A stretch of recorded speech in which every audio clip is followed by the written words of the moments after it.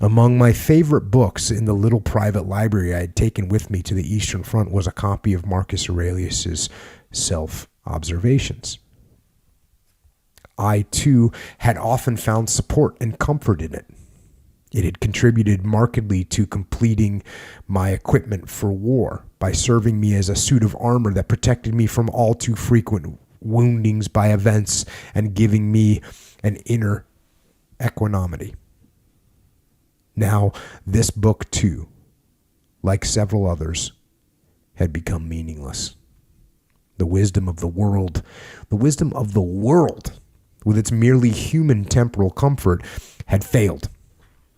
It did not penetrate into the ultimate and most profound, and could no longer stand firm in the terrible shock and helplessness whose mercy I felt myself to be in extreme distress, with the ground shaking underfoot and a menacing abyss of nothingness seeming to open before me. There was only one last support: the comforting strength of the Christian belief. Perhaps we could pass some of this comfort and support on to other comrades who, bewildered, were reeling toward the abyss. In their desperation, faced with the destruction of a whole world of concepts, and in a view of the senselessness of the catastrophe, many a soldier on the staffs, as well as within the fighting troops, had reached for his pistol to put an end to his life.